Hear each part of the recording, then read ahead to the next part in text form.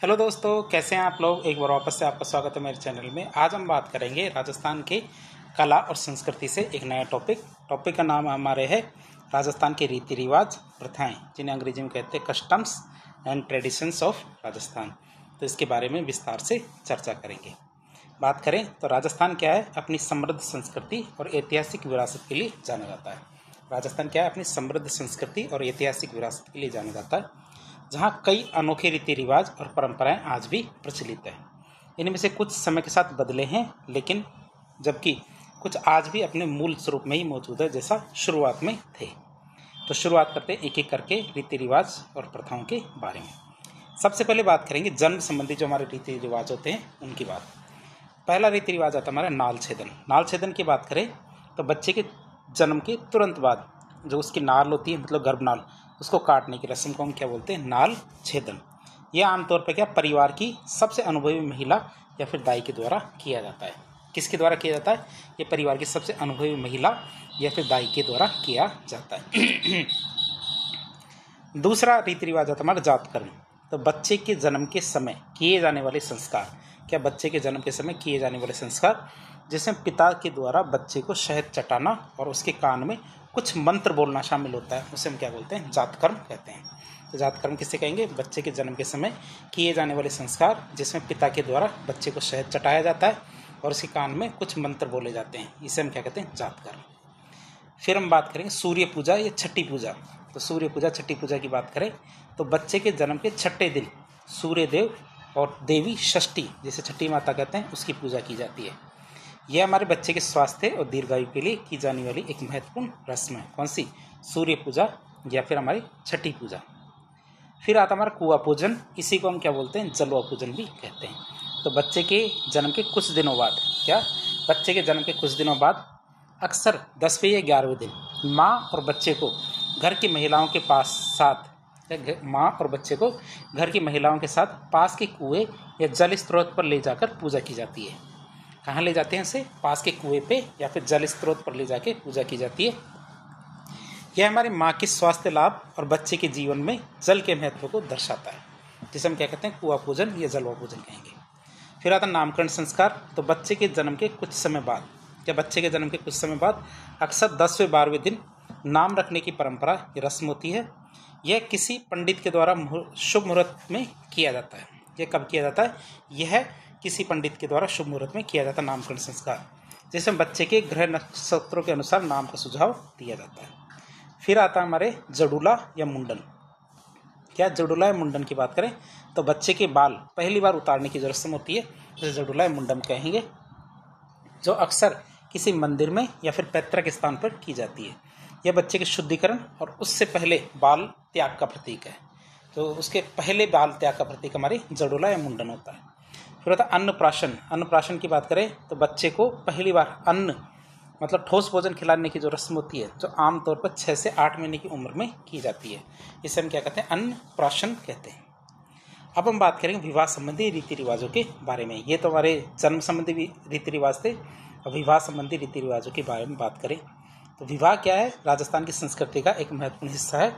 इससे जुड़ी हुई बहुत सारी परंपराएं, जैसे पहली परंपरा आती है हमारे टीका। टीका मतलब जब विवाह निश्चित हो जाता है तो लड़की के पिता या फिर कन्या पक्ष की ओर से लड़के के लिए दिए जाने वाले जो उपहार होते हैं वह क्या कहलाते हैं, टीका कहलाता है। और ये एक प्रकार की सगाई की रस्म होती है, टीका। फिर बात करें रीत। तो विवाह निश्चित होने पर लड़के वालों की तरफ से लड़की को भेजे जाने वाले जो उपहार होते हैं वो क्या कहलाते हैं, रीत कहलाते हैं। यह हमारे वधू के लिए वर की ओर से स्वीकार्यता का प्रतीक है कि वर ने वधू को स्वीकार कर लिया है, मतलब रीत। फिर आता हमारा सामेला। तो विवाह के दौरान जब दूल्हा मतलब वर, दुल्हन मतलब वधू के घर जाता है। विवाह के दौरान जब दूल्हा दुल्हन के घर पहुंचता है तो वधू के पिता के द्वारा अपने सगे संबंधियों के साथ, तो वधू के पिता क्या करते हैं, अपने सगे संबंधियों के साथ वर पक्ष का स्वागत करते हैं, जिसे हम क्या बोलते हैं, सामेला कहते हैं। और ये हमारे दूल्हे और बारात का औपचारिक स्वागत होता है, सामेला। सामेला क्या होता है? दूल्हे और बारात का औपचारिक स्वागत होता है। फिर पीठी की बात करें तो दूल्हा दुल्हन का सौंदर्य निखारने के लिए स्त्रियों के द्वारा उनके शरीर पर लगाया जाने वाला हल्दी और आटे का उपटन क्या कहलाता है, पीठी कहलाता है। तो ये किसका होता है? हल्दी और आटे का उपटन हमारे पीठी कहलाता है। और ये किस लिए होता है? ताकि दूल्हा और दुल्हन का सौंदर्य निखार हो सके। और लगाया किसके द्वारा जाता है? ये महिलाओं के द्वारा लगाया जाता है। यह रस्म क्या विवाह से पहले दूल्हा दुल्हन को निखारने के लिए की जाती है, ताकि उनका रूप निखर के आए। फिर बात करें फेरा। फेरे की बात करें तो विवाह के दौरान दूल्हा और दुल्हन पवित्र अग्नि के सामने 7 फेरे लेकर एक दूसरे को 7 वचन देते हैं। यह विवाह संस्कार का सबसे महत्वपूर्ण हिस्सा है जो उनके बंधन को दर्शाता है। कौन सा? फेरा। फिर बात करें सीख। सीख की बात करें तो विवाह के बाद दूल्हा दुल्हन और बारातियों को उपहार देकर विदा किया जाता है। क्या? विवाह के बाद दूल्हा दुल्हन और बारातियों को उपहार देकर विदा किया जाता है, जिसे हम क्या कहते हैं? सीख कहते हैं। तो इन उपहारों को ही सीख कहते हैं जो उपहार दिए जाते हैं, और ये नॉर्मली विदाई का प्रतीक है और नवविवाहित जोड़े के लिए शुभकामनाएं इसके अंदर होती है। जो नवविवाहित दूल्हा दुल्हन है इसके लिए इसमें शुभकामनाएं होती है। फिर बात करें औलंदी। औलंदी किसे कहते हैं? तो नववधू के साथ आने वाली लड़की या स्त्री को हम क्या बोलते हैं? औलंदी कहते हैं। और यह आमतौर पर दुल्हन की बहन या कोई करीबी महिला होती है। आमतौर पर क्या होता है? दुल्हन की बहन या फिर कोई करीबी महिला होती है जो उसके नए घर में सामंजस्य बैठाने में मदद करती है। जो क्या करती है? उसे नए घर में सामंजस्य बैठाने में मदद करती है। फिर बात करें जानोटन। जानोटन क्या होता है? विवाह के दौरान वर पक्ष की तरफ से या विवाह के दौरान वर पक्ष की तरफ से दिया जाने वाला भोज क्या कहलाता है? जानोटन कहलाता है। तो जानोटन किसे कहेंगे? विवाह के दौरान वर पक्ष की तरफ से दिया जाने वाला भोज जानोटन कहलाता है। यह हमारे दूल्हे के परिवार के द्वारा अपने रिश्तेदारों और दोस्तों को दिया जाने वाला प्रतिभोज होता है, जो क्या कहलाता है? हमारा जानोटन कहलाता है। फिर बात करें बढ़ार का भोज।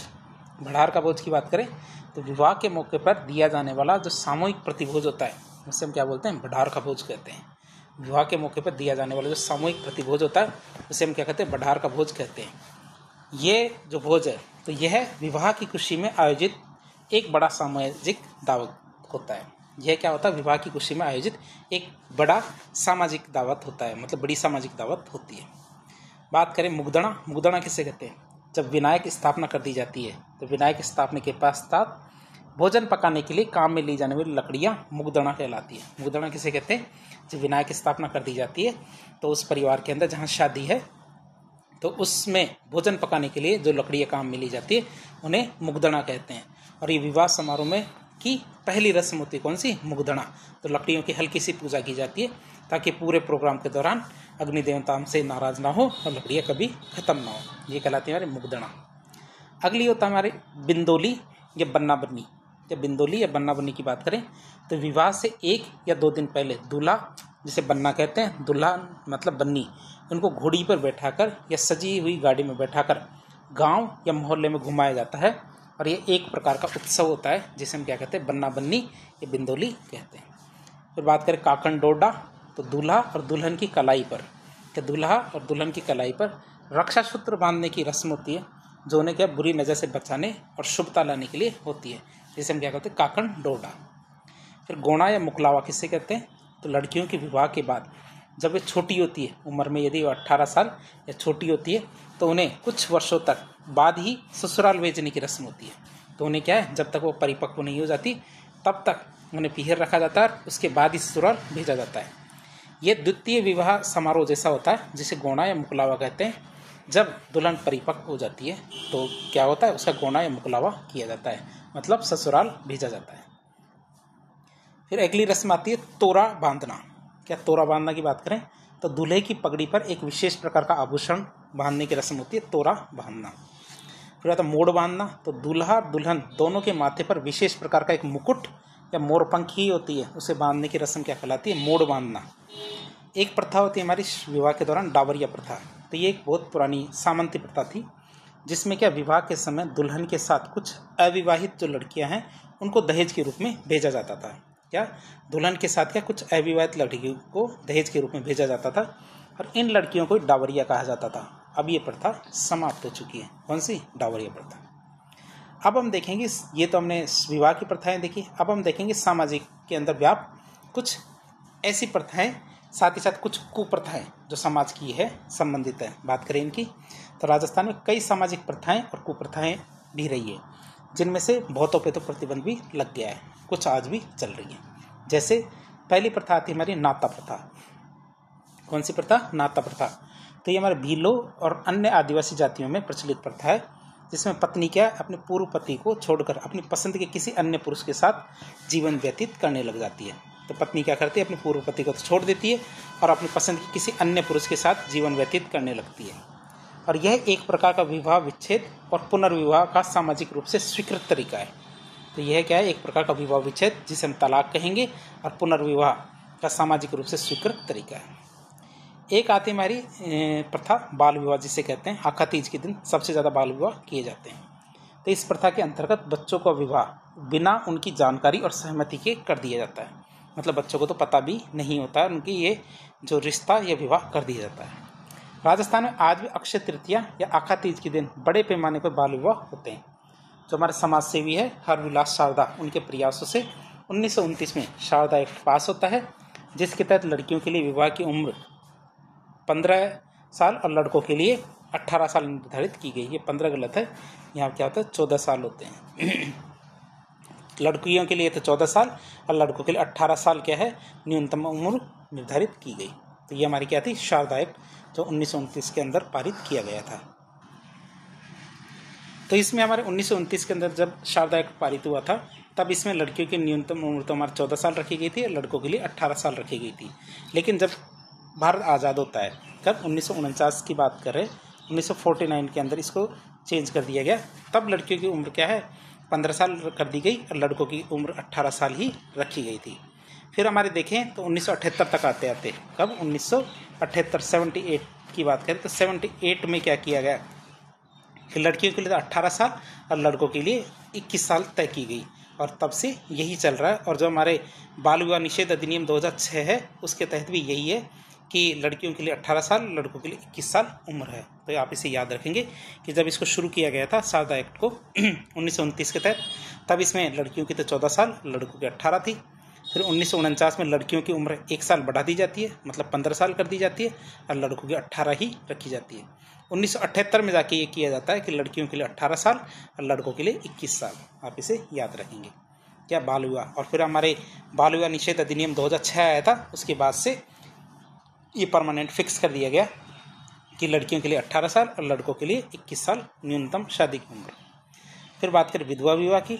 क्या विधवा विवाह की बात करें तो वर्तमान समय में भी विधवा का जीवन कई बार कष्टपूर्ण होता है। एक बार नहीं, कई बार क्या कष्टपूर्ण होता है। मध्यकाल में विधवा महिला का जीवन अत्यंत नारकीय और असहनीय हो गया था। समाज सेवी थे हमारे ईश्वर चंद्र विद्यासागर, उनके अथक प्रयासों से लॉर्ड डलहौजी ने विधवाओं की इस दुर्दशा से मुक्ति के लिए 1856 में विधवा पुनर्विवाह अधिनियम बनाया। आर्य समाज के कार्यकर्ता थे हमारे चांदकरण शारदा। ये कौन है, ये हमारे हरविलास शारदा के भाई हैं।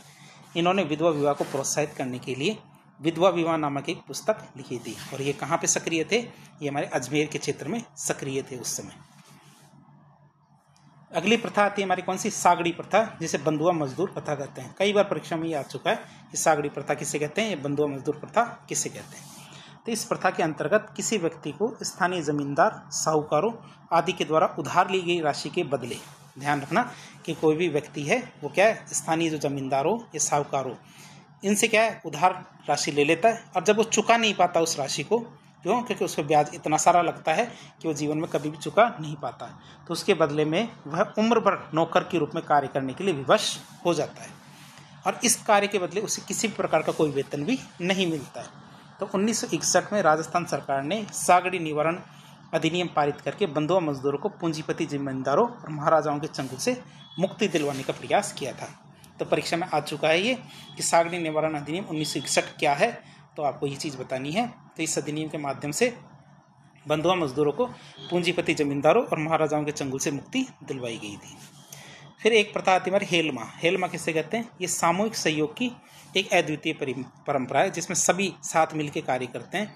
कि जैसे मेरा घर बनाना है तो गांव के सारे लोग मिलते हैं और मेरा घर बनाते हैं। जब किसी और का घर बनाना होगा तो सभी लोग मिलके दूसरे का घर बनाएंगे। किसी की घर शादी होगी तो शादी तो एक व्यक्ति की होती है, लेकिन पूरा गांव आके उसमें सहयोग करता है। तो एक सामूहिक सहयोग की परंपरा होती है जिसे हेलमा कहते हैं।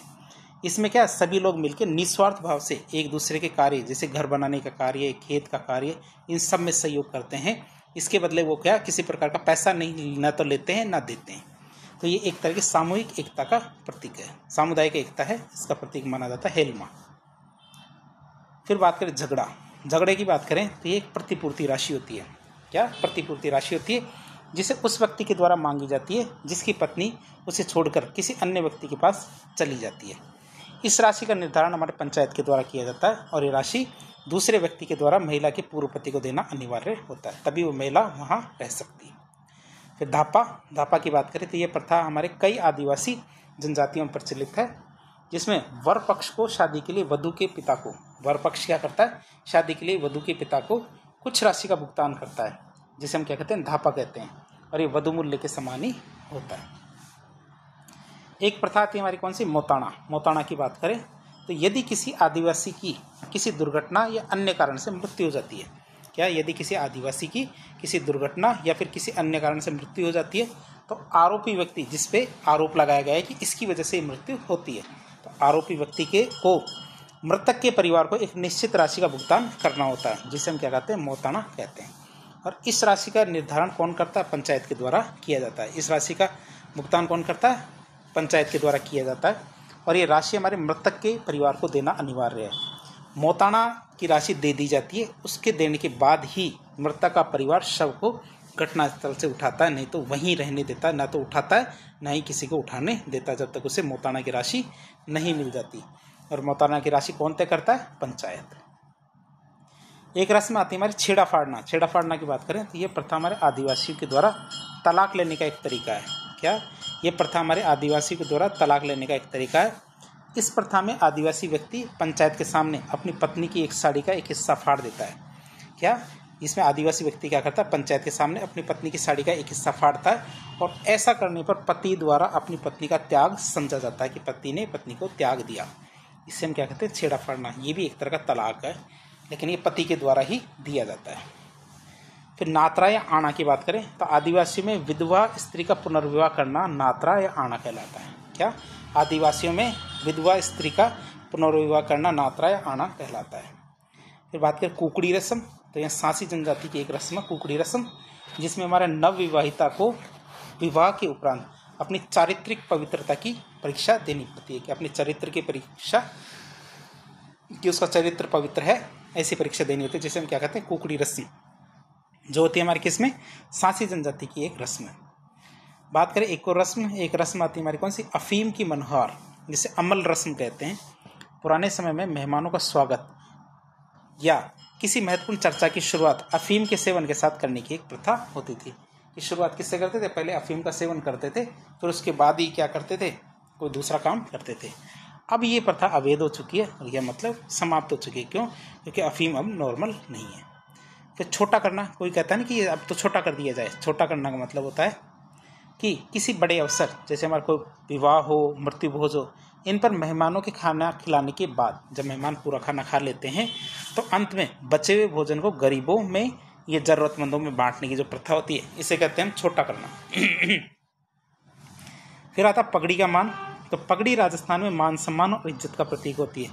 किसी की पगड़ी उतारना, उसे अपमानित करना बहुत बड़ा अपमान माना जाता है। कि यदि किसी भी प्रोग्राम में, शादी में या किसी भी समय पर आप किसी की पगड़ी उतार देते हो, इसका मतलब उसे आपने बहुत भयंकर अपमानित किया है। फिर आप बात करें हमारे युद्ध से संबंधित कौन कौन सी प्रथाएं हैं, इसकी बात करें तो राजस्थान के इतिहास में शौर्य और बलिदान की कई कहानियां हैं, जिसमें कुछ युद्ध संबंधी प्रथाएं या रिवाज भी प्रचलित है। जैसे केसरिया की बात करें तो राजपूत योद्धाओं के द्वारा, केसरिया में राजपूत योद्धाओं के द्वारा पराजय की स्थिति में जब वो हारने की नौबत आ जाती है, तो उस स्थिति में शत्रु के समक्ष आत्मसमर्पण करने की बजाय वो क्या करते हैं, जब हारने की नौबत आ जाती है तब वो शत्रु के सामने आत्मसमर्पण नहीं करते, बल्कि केसरिया वस्त्र धारण करके शत्रु पर टूट पड़ते हैं और मातृभूमि की रक्षा के लिए शहीद हो जाना हमारा क्या कहलाता है, केसरिया कहलाता है। बात करें केसरिया का उद्देश्य क्या है, शत्रु के समक्ष आत्मसमर्पण की बजाय युद्ध में लड़कर वीर गति को प्राप्त करना होता है। उसी तरह केसरिया जैसे पुरुषों के द्वारा किया जाता है, तो महिलाओं के द्वारा क्या किया जाता है, जोहर। जब राजपूत योद्धाओं के द्वारा केसरिया किया जाता था, तब राजपूत वीरांगनाओं के द्वारा शत्रु से अपने सतीत्व और आत्मसम्मान की रक्षा के लिए किया जाने वाला सामूहिक अग्नि स्नान क्या कहलाता था, जोहर कहलाता था। ये हमारे सती से अलग था। जो जोहर होता है ये सती से अलग होता है। अब हम बात करेंगे मृत्यु से संबंधित कौन कौन सी प्रथाएं या रीति रिवाज राजस्थान में प्रचलित थे।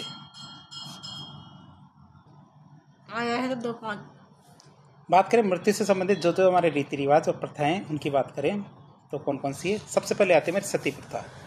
सती प्रथा की बात करें तो इस प्रथा के अंतर्गत पत्नी स्वेच्छा से अपने पति के शव के साथ चिता में जीवित जलकर मृत्यु का वरण करती है।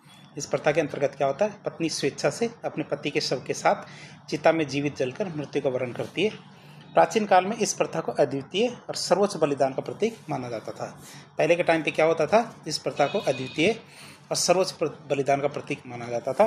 मध्यकाल में इस प्रथा को स्त्री की इच्छा के विपरीत परिवार की मर्यादा और प्रतिष्ठा बनाए रखने के लिए किया जाने लगा और इसने भयावह रूप भी धारण कर लिया। इस प्रथा को सहगमन भी कहते हैं, क्या हम साथ के साथ जाएंगे मतलब सहगमन भी कहते हैं।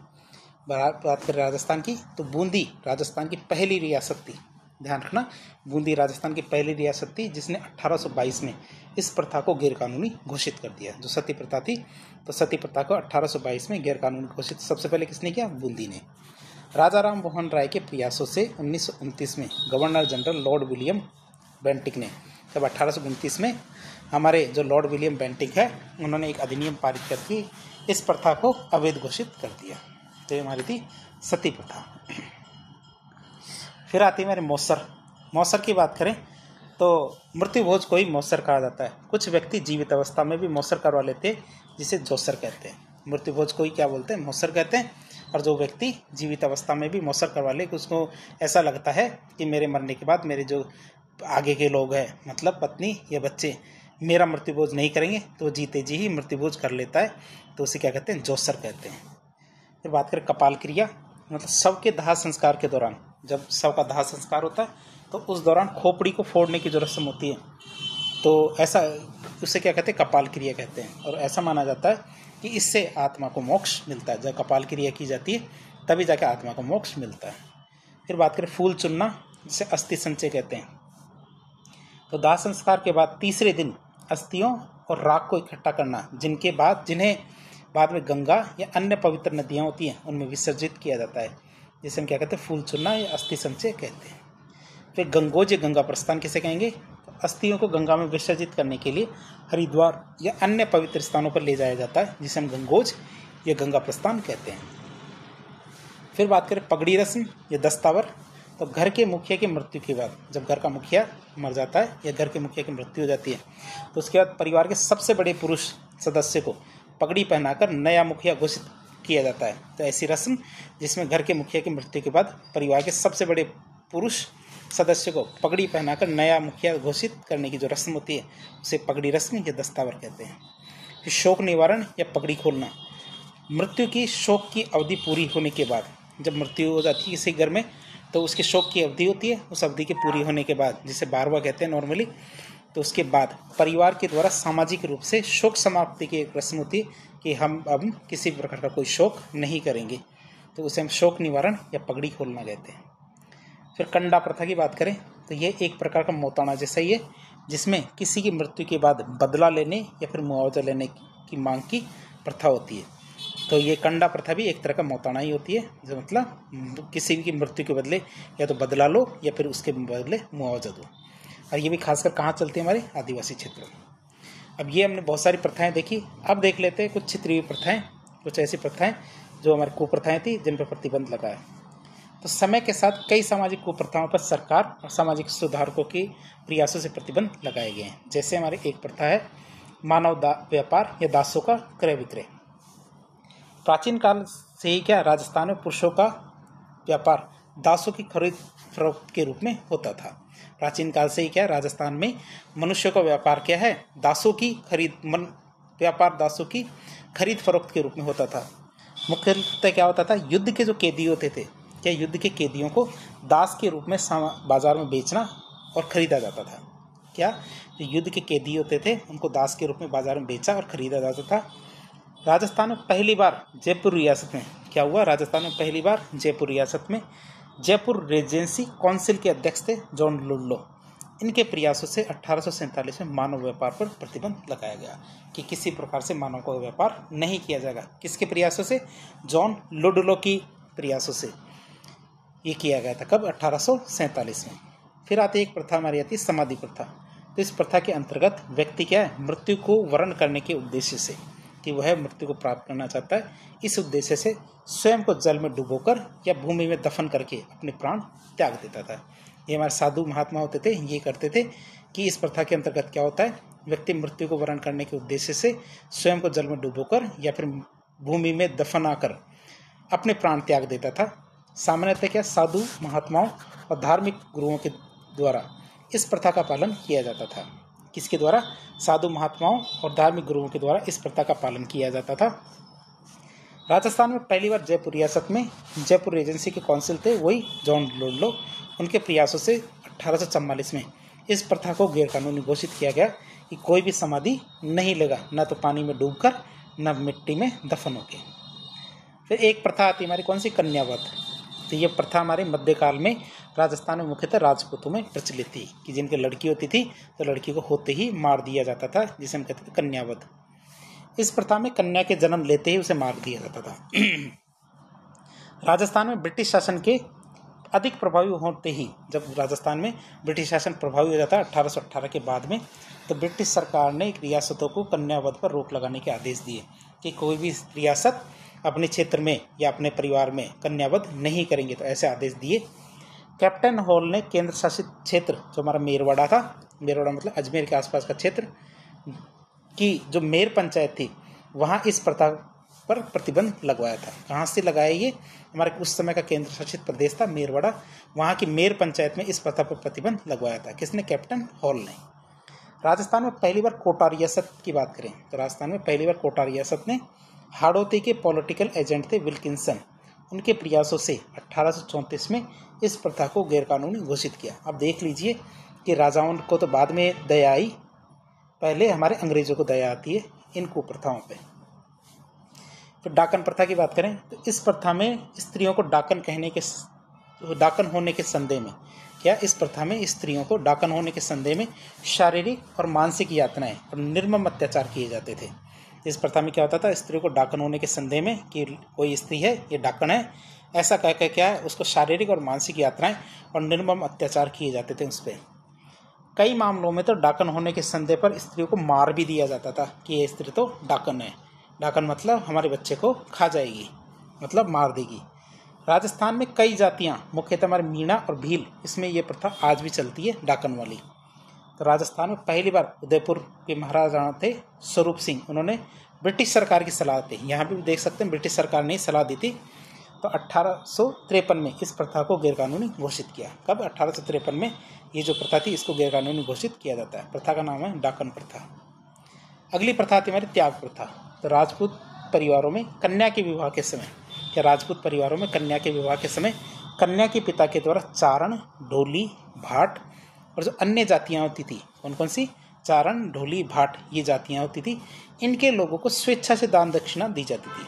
तो राजपूत परिवार क्या करते थे, जिनके परिवारों में कन्या के विवाह के समय कन्या के पिता के द्वारा चारण, ढोली, भाट और अन्य जातियों के लोगों को स्वेच्छा से दान दक्षिणा दी जाती थी, इसे हम क्या कहते थे? त्याग कहते थे।